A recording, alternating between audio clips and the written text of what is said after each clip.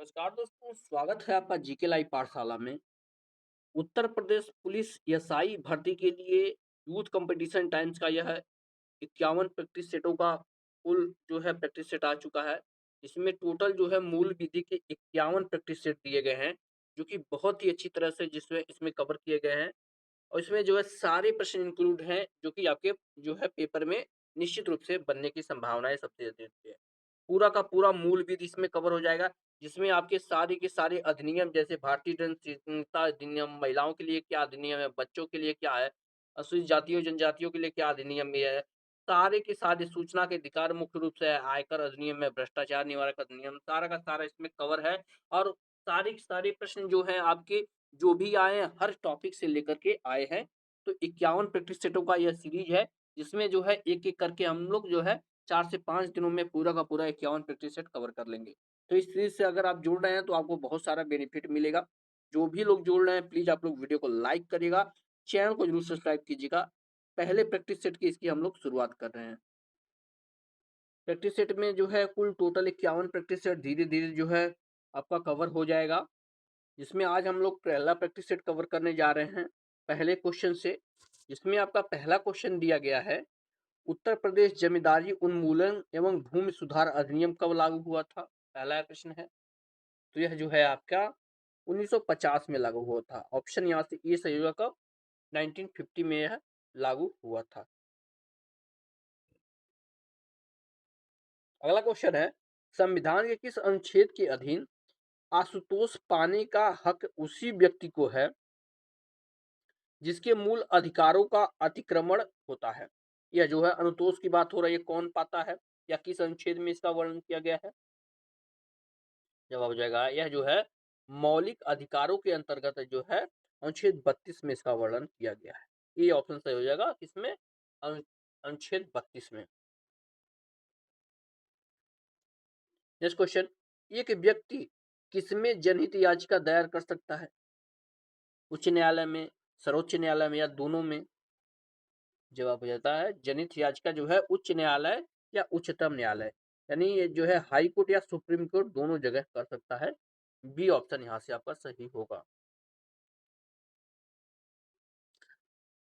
चौथा प्रश्न है आपका, किसी अदालत के सामने इलेक्ट्रॉनिक रूप से साक्ष्य पर विशेषज्ञ की राय हासिल करने के प्रयोजन के लिए कौन अपनी राय देगा?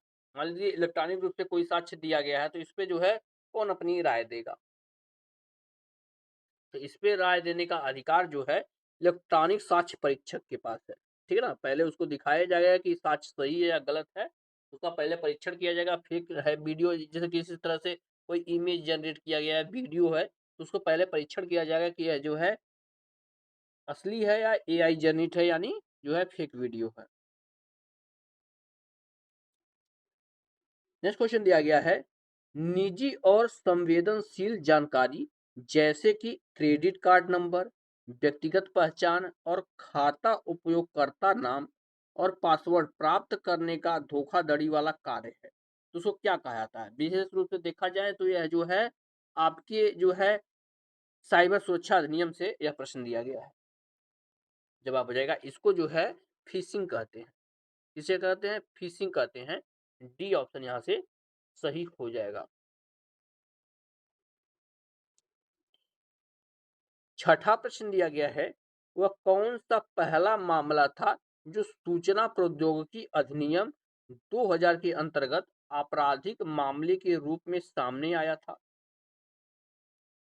जवाब हो जाएगा आपका यह जो है आपका तमिलनाडु बनाम सुहास कट्टी था। डी ऑप्शन से क्या, तमिलनाडु बनाम सुहाग कट्टी।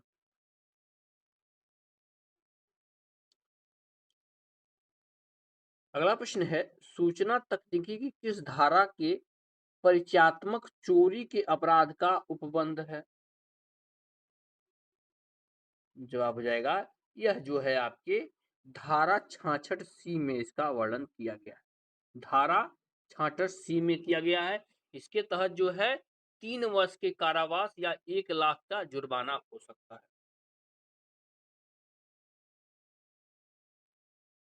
नेक्स्ट क्वेश्चन दिया गया है, कंट्रोलर के कार्यों का वर्णन किस धारा में किया गया है? कंट्रोलर के कार्यों का वर्णन,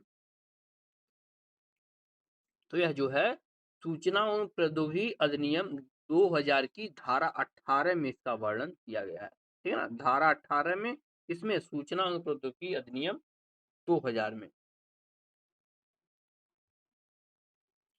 नेक्स्ट क्वेश्चन दिया गया है, सूचना प्रौद्योगिकी अधिनियम 2000 की कोई बात लागू नहीं होगी, किस पर लागू नहीं होगी? तो इसके ऑप्शन दो दिए गए हैं। जवाब हो जाएगा उपरोक्त सभी पर। यहाँ से आपका डी सही हो जाएगा, आपका किस पर? उपरोक्त सभी पर। चारों ऑप्शन आपके यहाँ से सही है। 10वां प्रश्न है, 44वें संविधान संशोधन अधिनियम 1978 द्वारा अनुच्छेद 22 के क्लॉज 4 में निरोध की अधिकतम अवधि कितनी कर दी गई है? जवाब हो जाएगा जो है 2 माह कर दी गई है। बी ऑप्शन सही है। कितना कर दिया गया है? पहले 3 माह था, लेकिन इसे घटाकर अब कितना कर दिया गया है? अब इसे 2 माह कर दिया गया है।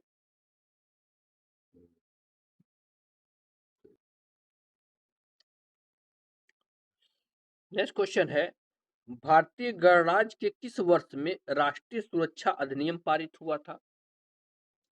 जवाब हो जाएगा ऑप्शन सी, यह जो है आपके 31वें जो है वर्ष में जो है गणराज्य के, यानी जो है भारत जब आजाद हुआ था उसके 31वें वर्ष, 31वें वर्ष जोड़ेंगे हो जाएगा 1980। कब? 1980 में यह पारित किया गया था गणराज्य, यानी जो है आपके जब गणराज्य हुआ था, यानी जो है 1950 के बाद की बात कर रहे हैं, जब संविधान बन के लागू हो गया था। नेक्स्ट क्वेश्चन है, लोक सेवक के विरुद्ध अभियोजन के मामले में उपधारणा को खंडित करने का भार होता है? जवाब हो जाएगा यह जो है सदैव अभियुक्त पर होता है। ठीक है ना, अभियुक्त मतलब जिसपे मुकदमा चलाया जाता है उस पर होता है। यहाँ से आपका ऑप्शन नंबर यहाँ से ए सही हो जाएगा। अगला प्रश्न है, भ्रष्टाचार निवारण अधिनियम कब पारित हुआ था? भ्रष्टाचार निवारण अधिनियम कब पारित हुआ था, यह प्रश्न पूछा गया है। तो यह जो है आपका 1988 में पारित हुआ था। सी ऑप्शन सही है, 1988।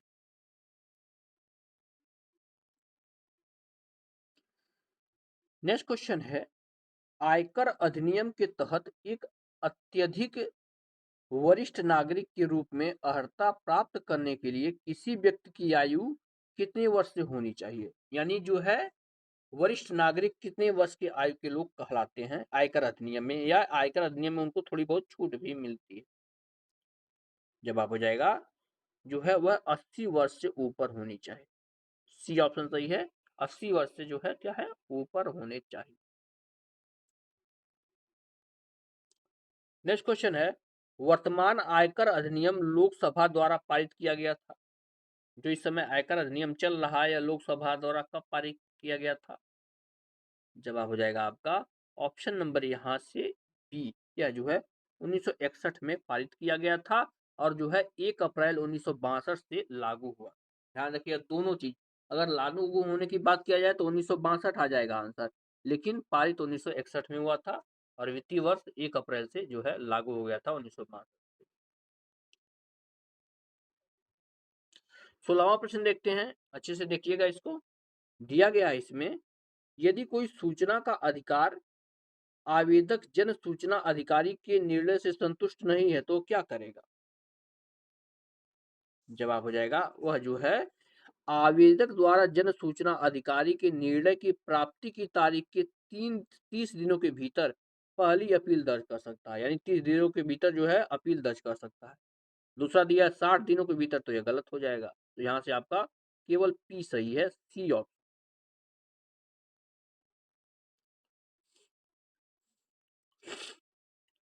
अगला प्रश्न है, लोक प्राधिकारी सूचना उपलब्ध कराएंगे। लोक प्राधिकारी जो है आपको सूचना तो जो है कैसे उपलब्ध कराते हैं? जैसा जवाब हो जाएगा ऑप्शन सी, ए और बी दोनों, या तो निःशुल्क कर सकते हैं या तो ऐसी लागत पर जो मध्यम या मुद्रण लागत मूल्य के लिए विहित है। तो यह जो है या तो फ्री दे सकते हैं या तो कुछ चार्ज लगा के दे सकते हैं।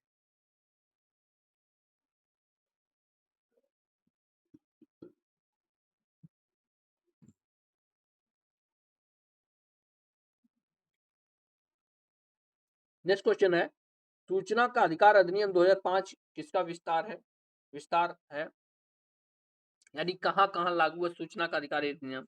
जवाब हो जाएगा या जो है संपूर्ण भारत पे लागू। ऑप्शन यहाँ से आपका क्या सोचेगा 20, यह जो है आपके संपूर्ण भारत पर यह लागू है। 19वां प्रश्न देखते हैं, क्या पशुवध को मानवाधिकारों का उल्लंघन माना गया है। 19वां प्रश्न है, जवाब हो जाएगा नहीं, जो है पशुवध को जो है मानवाधिकारों का उल्लंघन नहीं माना गया है। यहां से आपका डी ऑप्शन सही का। हालांकि जो है पशुवध अधिनियम भी बना है, जिसको जो है 1966 में बनाया गया था। 1966 में जो है बनाया गया था यह अधिनियम पशुओं के लिए। नेक्स्ट क्वेश्चन है, मानवाधिकार संरक्षण अधिनियम की कौन सी धारा के तहत विशेष जांच एजेंसी का गठन का प्रावधान है। तो यह जो है मानवाधिकार की धारा 37 में इसका जो है उल्लेख किया गया है, यानी विशेष जांच एजेंसी का गठन कर सकती है। मानवाधिकार संरक्षण अधिनियम कब बना था, यह बना था 1993 में। इस चीज को भी आप लोग ध्यान में रखिएगा। अगला प्रश्न है, कार्यसूची कागजात सामान्यतः प्रत्येक बैठक से कम कितने दिन पूर्व सदस्यों को परिचालित की जाएगी। 21वां प्रश्न, जवाब है आपका यह जो है 2 दिन पूर्व की जाएगी, यानी 2 दिन पहले जो है उनको सूचना दी जाएगी। ये ऑप्शन यहाँ से आपका सही होगा। अगला प्रश्न है, मानवाधिकार संरक्षण अधिनियम 1993-94 का कौन सा अधिनियम क्रमांक है। इसका जवाब बनता है आपका ऑप्शन ए, 1993 का अधिनियम क्रमांक 8। ये ऑप्शन आपका सही हो जाएगा। अगला प्रश्न है, अपराध के आगमन को परिभाषित किया गया है, कौन सी धारा में किया गया है पूछा गया है। जवाब हो जाएगा आपका ऑप्शन नंबर यहाँ से सी, धारा 111 सी में किया गया। भारतीय नागरिक सुरक्षा संहिता 2030 की धारा 111 सी में अपराध के आगमन को जो है क्या किया गया है, परिभाषित किया। अगला प्रश्न है, केंद्रीय चिड़ियाघर प्राधिकरण के सदस्यों की पदावधि कितना होता है। केंद्रीय चिड़ियाघर प्राधिकरण के सदस्य जो होते हैं वो कितने समय तक कार्यभार संभाल सकते हैं। जवाब हो जाएगा यह जो है 3 वर्षों तक रहते हैं। डी ऑप्शन सही है, कितने वर्षों तक, 3 वर्षों तक यह रह सकते हैं। और यह जो है भारतीय वन्य जीव संरक्षण अधिनियम 1972 के धारा 38 में इसका वर्णन किया गया है।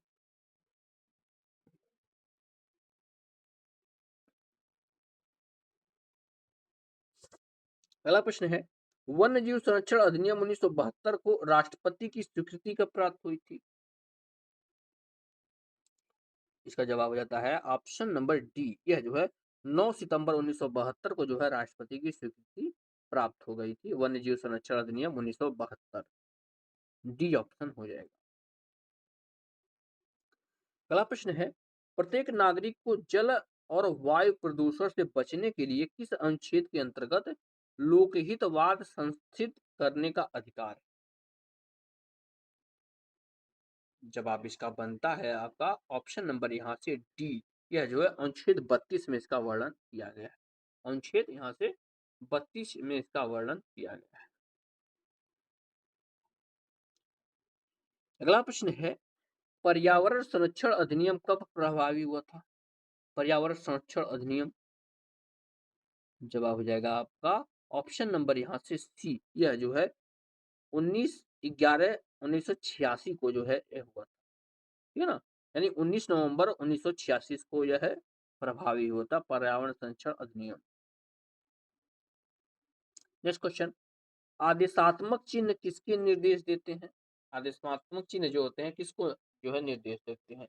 यह जो है यान सुरक्षा अधिनियम या गाड़ियों से लेकर संबंधित प्रश्न है यह। जवाब हो जाएगा आपका ऑप्शन नंबर ए, वाहन चालक।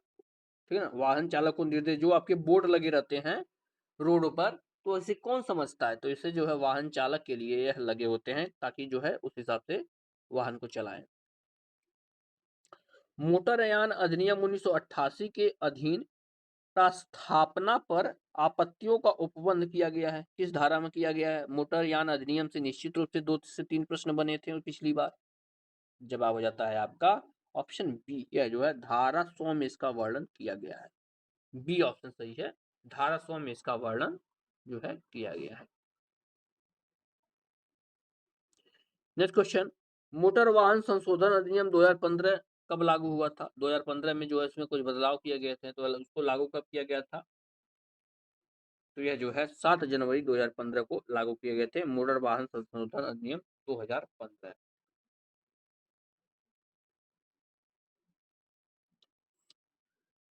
अगले प्रश्न में दिया गया, अनुसूचित जाति अनुसूचित जनजाति अधिनियम 1989 का वर्ष 2015 में संशोधन किया गया। संशोधित अधिनियम कब लागू हुआ था? ये भी वही चीज पूछा गया है कि 2015 में जब इसमें संशोधन किया गया तो कब लागू किया गया? इसका जवाब हो जाएगा, यह जो है 26 जनवरी 2016 को लागू किया गया था अनुसूचित जाति जनजाति अधिनियम। नेक्स्ट क्वेश्चन, किशोर न्याय बालकों की देख रेख और संरक्षण अधिनियम 2015 का विस्तार कहां से कहां तक है? जवाब हो जाएगा, इसका जो है विस्तार संपूर्ण भारत पे। देखिएगा, कोई सी भी जो है अधिनियम का विस्तार अगर पूछता है तो आप लोग निश्चित रूप से जो है संपूर्ण भारत पे ही रहेगा, क्योंकि जो है जम्मू कश्मीर का जो मामला था उसको भी समाप्त कर दिया गया। कोई भी अधिनियम बनता तो संपूर्ण भारत पे लागू होता, तो सिंपल सा यहाँ से हो जाता है।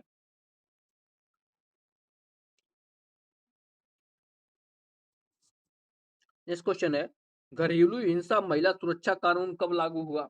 घरेलू हिंसा महिला सुरक्षा कानून, इसका जवाब हो जाता है आपका ऑप्शन नंबर यहाँ से सी, यह जो है 2006 में लागू हुआ। सी ऑप्शन हो जाएगा। नेक्स्ट क्वेश्चन में दिया गया, गलत युग्म चुनिए। गलत युग्म इसमें से कौन सा है? जवाब हो जाएगा ऑप्शन डी, धारा 406 जो है यह मामलों अपीलों के आंतरिक करने की उच्च न्यायालय की शक्ति नहीं होती है। यह जो है उच्चतम न्यायालय की शक्ति होती है। ठीक है ना, यह उच्च नहीं उच्चतम न्यायालय की शक्ति होती है, इसलिए यह गलत है। बाकी सारा का सारा सही है। 353 में निर्णय है, धारा 338 में जो है अग्रिम जमानत है, 482 में अंतर्निहित शक्तियां दी गई। नेक्स्ट क्वेश्चन है, बंध पत्र की शर्तें उसमें विहित रकम दुर्लभ नहीं होगी, यह उपबंध दंड प्रक्रिया संहिता की किस धारा में विहित है? इसका जवाब हो जाएगा, यह जो है धारा 111 में वर्णन। सी सही हो जाएगा, धारा 111। नेक्स्ट क्वेश्चन, दंड प्रक्रिया संहिता 1973 कब प्रवृत्ति में हुई थी, यानी कब लागू की गई थी दंड प्रक्रिया संहिता 1973? जवाब हो जाएगा, यह जो है आपका 1 अप्रैल 1974 को लागू की गई। ये ऑप्शन हो जाएगा।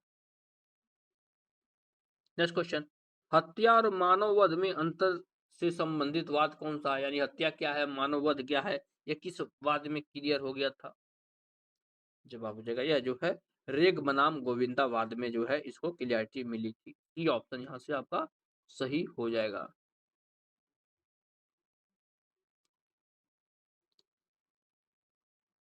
नेक्स्ट क्वेश्चन, क पागलपन के प्रभाव में ख को जान से मारने की प्रयत्न करता है, यहाँ कौन सी जो है अपराध होगा? यानी क कोई व्यक्ति है जो ख को जान से मारने का जो है प्रयत्न करता है, क्यों? क्योंकि वह जो है पागलपन की स्थिति में है क, तो वह जो है किस तरह की हत्या होगा? जवाब हो जाएगा यहाँ से ऑप्शन बी, क किसी हत्या का दोषी नहीं है, किंतु ख को प्राइवेट प्रतिरक्षा का अधिकार, यानी क अगर हत्या कर देता है तो उसमें कोई चार्ज नहीं लेगा, क्योंकि वह पागलपन का शिकार है। लेकिन ख जिसकी हत्या हो रही है उसको भी जो है बचाव का जो है वो है, बचाव में वो भी इसकी जान ले सकता है। ठीक है ना, इसको जो है प्राइवेट प्रतिरक्षा का अधिकार है। नेक्स्ट क्वेश्चन है, निम्नलिखित वादों में कौन से सामान्य आशय से संबंधित है? सामान्य आशय से संबंधित है। जवाब हो जाता है ऑप्शन बी।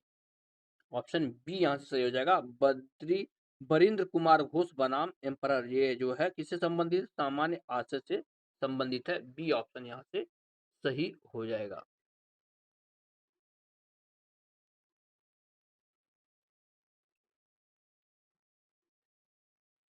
अगला, माफ कीजिएगा, यहाँ पर दीजिएगा, यहाँ कूट भी दिया गया है, यहाँ कूट ध्यान दीजिएगा, यहाँ पर कूट भी दिया गया है। तो इसमें जो है कौन कौन संबंधित है, देखिएगा ध्यान से। 39 नंबर क्वेश्चन है। तो इसमें जो है महबूब शाह बना एम्परर, ये भी सही है। परिंद कुमार घोष बनाम एम्परर, ये भी सही है। और श्री कांतिया बनाम बम्बई राज, ये भी सही है। यानी तीनों जो है सही है, तो आपका बी ऑप्शन सही है। सिर्फ तीसरा जो है आपका गलत।